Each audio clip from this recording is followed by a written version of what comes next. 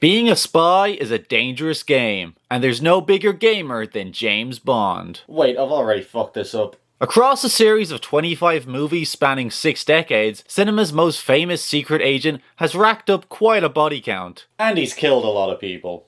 But if you lived in the James Bond universe, what would be the worst way that you could possibly bite it? Would it be a super cool, memorable death like getting sucked out of an airplane? Or something lame like drowning in an ice palace? For me, I'd probably die a fairly unimpressive death. Like these embassy guards getting shot to shit in Casino Royale. Who can say where the road goes? Number 10. Xenia Onatop hails from Georgia. No, not that Georgia. And likes to crush men to death with her thighs during the act of lovemaking. Xenia! I can't breathe! She really gets off on it too. What a freak. The reason this is rated so low on the list of the worst ways to die in the James Bond universe is because this is actually the best possible way to die. Not just in the Bond world, but in real life too. Spot number 9 takes us to The Living Daylights, a film not strong in the villain department, but it does at least feature a pretty amusing send-off for our chief heavy. He's big, he's Brad, he's Whitaker, an American arms dealer who is definitely compensating for something with the size of that gun. Look at Bond carrying that tiny Walther. Yeah, he's got nothing to worry about. Whitaker has all these statues in his house of famous historical figures remade in his own likeness. Imagine going over to your mate's house and he's got like a statue of Hitler in his hallway, but like with his own face on it. This guy is on some shit. It ultimately comes down to Bond toppling over a bust of Wellington on top of Whitaker that wipes him out. That little laugh. At least he died with a smile on his face. He wouldn't be the first, I suppose. You've heard of being hoisted by your own petard, but how about getting busted by your own Wellington? That's gotta hurt. He met his Waterloo. At number 8, Boris Grishenko from GoldenEye thought he was invincible. Yes! I am invincible! Turns out he ain't got shit on 10,000 tons of pure liquid nitrogen. Whether or not this is a bad way to die is a real flip of the coin. On one hand, I think it would be kinda cool to be frozen in place for all eternity. Sort of like a forever monument to my own greatness. People could come and leave flowers, take selfies, and read poetry that they had written about me. On the other hand, what if you get frozen in place while doing something embarrassing? Like say you're on the toilet when it happens, and then for all the rest of time you're known as the guy who got iced on the crapper. Though I suppose this could be avoided by simply not storing any liquid nitrogen in your bathroom. Number 7. At the end of Live and Let Die, Bond defeats his enemy Dr. Kananga by shoving a compressed air pellet down his gob, which subsequently causes him to blow up and then really blow up. He always did have an inflated opinion of himself. This would be a pretty unique way to pop your clogs. But the downside would be all the sick porn that gets posted of you on sites like DeviantArt by freaky fetishists. That's maybe a fate worse than death. What the fuck?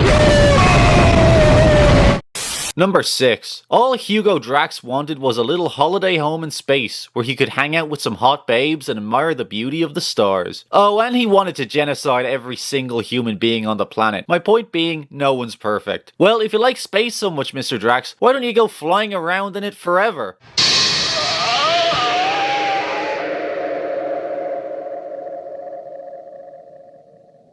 Some nights when the sky is clear and there are no clouds in sight, I like to go outside and look up at the stars and think to myself that he's still up there somewhere. See ya, space cowboy. Number 5. Not a lot of people remember who the villain even was in Quantum of Solace. It was Dominic Green, but he sure died one of the worst deaths in the series. Bond drives him out to the middle of the desert and just leaves him there. Not alone though. He gives him a can of motor oil to sip on, in case he gets thirsty. Wasn't that nice of him? But seriously, imagine wandering the desert for hours on end in the baking sun, becoming so thirsty that you eventually resort to drinking literal motor oil. Technically, Green is actually killed by a hitman who shoots him in the head, but to be honest, by this point it was probably a mercy kill.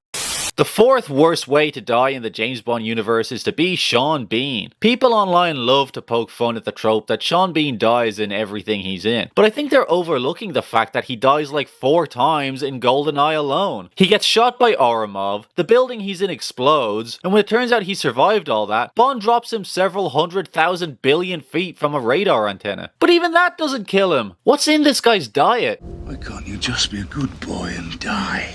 You first. It ultimately takes dropping his entire evil base on top of him to finally finish him off. I know they say you only live twice, but for Sean Bean you actually die, Forrest? You die Forrest? You only die Quarce. You only die Quadrus. There have been plenty of crazy weapons used in the Bond series over the years. Fatally projectile bowler hats, antique torture chairs, a shit ton of different lasers, and even braces. But VJ in Octopussy gets it the worst, because he gets killed by a buzzsaw yo-yo. A buzzsaw yo-yo! I think the worst thing about this death is the sheer ignominy of it. Ignominy. Oh, fuck. I think the worst thing about this death is the sheer ignominy. I'm trying to say ignominy, but I can't fucking pronounce it. What's a synonym? The sheer embarrassment of it. There you go. Imagine being per VJ, your immortal soul finally ascending to heaven to meet up with your many ancestors who have gone before you. They ask you, so hey VJ, how'd you end up here anyway? And you have to tell them, oh, I got yo-yoed to death. And then they all start laughing at you. And forever after, your nicknaming the eternal afterlife is Yo-Yo Boy. At spot number 2, Franz Sanchez from License to Kill is one of the nastiest villains in the whole series, so it's fitting that he dies one of the most satisfyingly brutal deaths. A South American drug lord, he fed Bond's best friend to a shark, on his wedding day no less. Seems a bit rude. Then he hatches a scheme to smuggle cocaine all around the world by dissolving it in petrol and moving it via huge tanker trucks. After a thrilling chase which concludes with all of the tankers destroyed or overturned, Bond and Sanchez have a final showdown in a desert ditch. Sanchez has the upper hand, but Bond preys on Sanchez's one weakness: getting set on fucking fire. No, the actual weakness is being covered in gasoline, which makes him extremely vulnerable to getting set on fucking fire. No, the actual weakness is that Sanchez puts more importance in loyalty than anything else. Don't you want to know why? So, after Bond infiltrated his organization, gained his trust, and then ultimately betrayed him, Sanchez is left wondering why. And the lighter that Bond uses is even the very same one Felix gave him as a gift for being his best man. This kill isn't just savage, it's downright poetic.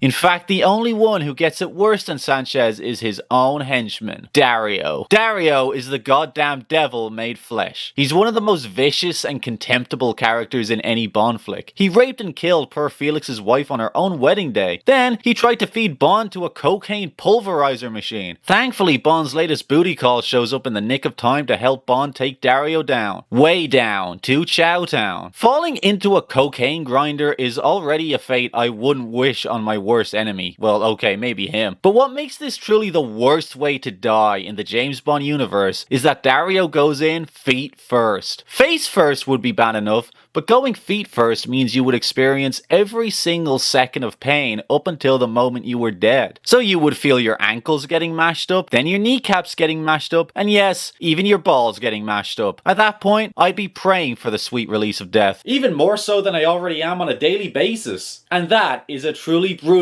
way to live. Die.